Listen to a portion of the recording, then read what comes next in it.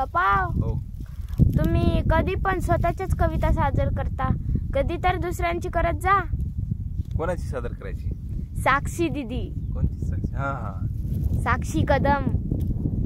साक्षी कदमची. बरं.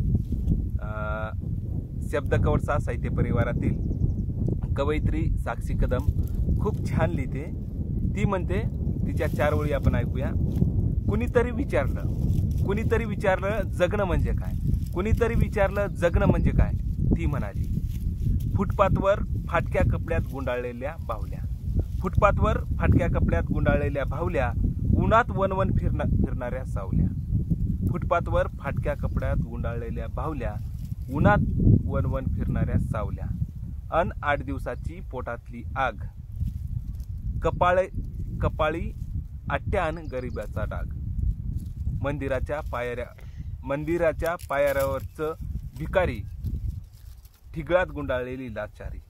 बांधावरचा गळफास आणि स्वप्नात बनावटीचा भास. तसेच शब्दकवडसा साहित्य परिवारातील आमचे कवी मित्र गोरखनाथजी धाकपाडे खूप छान लिहितात. ते म्हणतात, टिकलीचं महत्त्व समजून सांगते वेळेस ते म्हणतात की, भाळावरची टिकली फक्त टिकली नकोस समजू. भाळावरची टिकली फक्त टिकली नकोस समजू. बाणास रोखणारी ती ढाल आहे, बाणास रोखणारी ती ढाल आहे.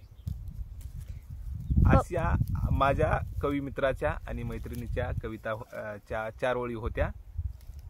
पप्पा तर तुम्ही तुमच्या आवडत्या कवीची सादर केली, तर मी पण माझ्या आवडत्या कवीची एक कविता सादर करते. चला करा. समजू नको ढगारे हे साधे सुधे बियाणे. समजू नको ढगारे हे साधे सुधे बियाणे. मी पेरले आहे पिलांच्या चोचीमध्ये दाणे. मी पेरले आहे पिलांच्या चोचीमध्ये दाणे. हे असे अभित शेख म्हणतात. तर मला त्यांचे खूप छान असे व्हिडिओ आवडतात. मी त्यांचे पाहते आणि तसंच मी पण त्यांच्यावानी सादर करायची प्रयत्न करते. अभेदसक त्याच्या पुढेही असे म्हणतात, समजू नको ढगारे हे साधे सुधे बियाणे. मी पेरले आहे पिलांच्या चोचीमध्ये दाणे. पिलांच्या चोचीमध्ये दाणे.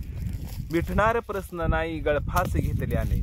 मिटणार प्रश्न नाही गळफास घेतल्याने. पाशान देव झाले शेंदूर फासल्याने. पाशान देव झाले शेंदूर फासल्याने. धन्यवाद मित्रांनो. धन्यवाद मित्रांनो.